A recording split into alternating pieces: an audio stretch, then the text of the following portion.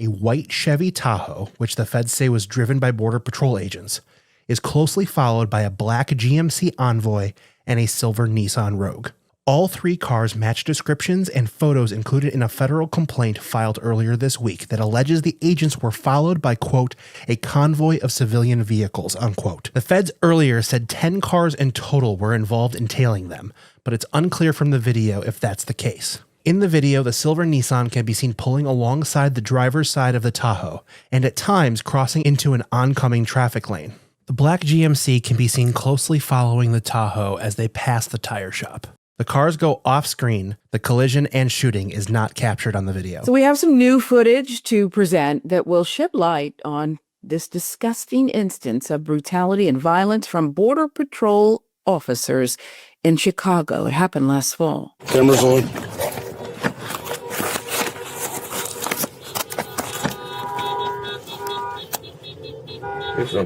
The woman that CBP officer Charles Exum, the driver of the car, just called is Marimar Martinez. And if you recognize her name, you'll know what happens next. I'll call you one. Is that better?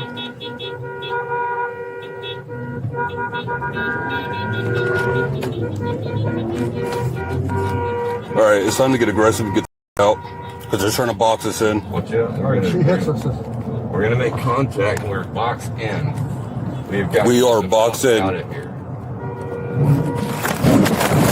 All right, let's follow now. All right, out of the car. Be advised, we've been struck. We've been struck. Get out. Don't you move. Don't you move. All right, we got shots fired. We need that too. Marimar Martinez, the woman driving the gray Nissan we saw in that first bit of security footage, was shot 5 times by Officer Exum in broad daylight, who then, of course, immediately accused Martinez of intentionally ramming the car and thus justifying his use of deadly force. There was a female that was calm. Who shot? She almost hit him. Okay. She struck our vehicle twice. She stopped. Did the vehicle get struck? Yeah, we stepped up. What did you shoot? That? Pistol. When we stopped, because she had stopped, when we stopped to get her, Exum stepped out here. Perkins got out there. Perkins sat back in the truck. She tried to hit Exum with her car. Okay. So Exum was the one who shot. Is it worth checking out if they're stopped up front or no? They took off. We don't have no idea. Good hits, no? Huh? Any hits on I have no idea. All right. Was it shots fired or they hit your vehicle? After the vehicle. We all stopped. She had stopped. We got out. And she... Hey, just keep it. You got those feet on. You're good. So we started moving to try to get out. They got aggressive on both sides, and the chick was swerving like she was trying to hit us already until she finally struck us. And it sent the truck this way, then back straightened out. And then they stopped, like all those vehicles stopped. It's on that side.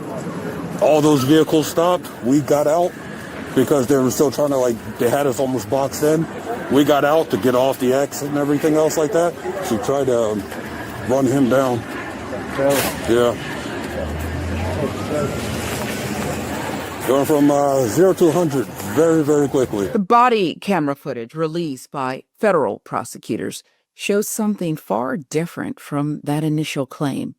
Inside the Chevy Tahoe, agents are heard saying, "It's time to get aggressive, and we're going to make contact. We're boxed in," just before the collision. After the vehicles make contact, an agent can be heard radioing that they've been struck, and then 5 shots ring out off camera. The footage appears to undermine the initial Homeland Security claim that Martinez rammed the agent's vehicle. Also appears to support her claim that Exum swerved toward her car. I don't know if I hit her or not. I was angled at the driver, and I got 5 to 7 rounds off at her. Was it women shooting? No, I was shooting. She had already hit my vehicle. We got out to defend. She came forward, and that's when I opened up on her. At the gas station.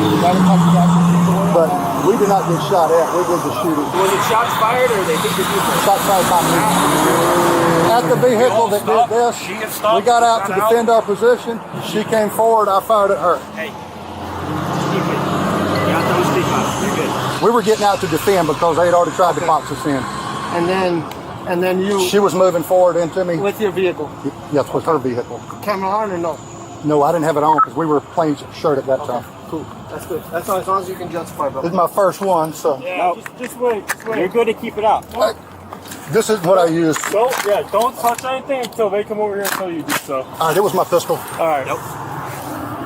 You're good to go. I'm gonna smoke a quick cigarette though. She hit you guys? Yep. You guys got out because you're getting boxed in? We had getting boxed in, and I had to push left. She came in. She pulled over, stopped. I got out so we could defend. Hey, and just real quick though, since we're recording, just keep it. You're good. Actually, you're good. No, you're good. Keep everything out. You're good, man. You don't give statements to anybody, all right? Including him? Nope. Careful. Absolutely no statements at all. Do I need to stay hot? Yep. Just no statements. You keep your mouth shut. Don't go anywhere. Well, he doesn't give statements. I know. Just stay here. Don't go anywhere. Don't let other people come to you, and then just let me and Hector kind of, and then Adam or maybe Cordero kind of deal with you. And remember, we'll run through all the questions with you all at one time. Do I need to stay hot? I can turn it off. I mean, let's pause it. I mean, if it's time to do something else, you can turn it back on. And I don't know. Whatever you think. I don't think it matters. Are you hot?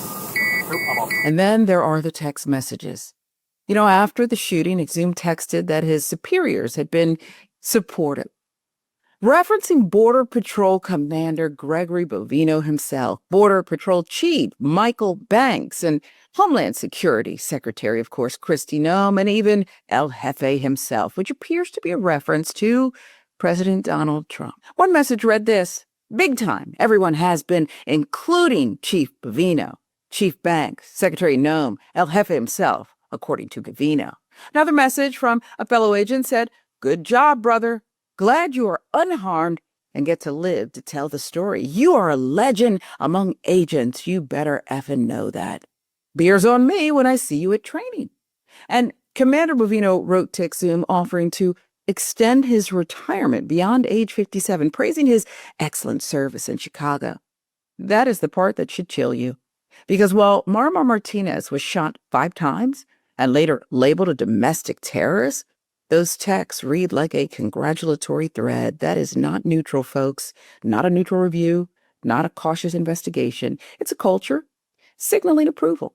When the person who fired 5 shots is being called a legend and referencing support from the highest levels of power, it raises a much bigger question about accountability.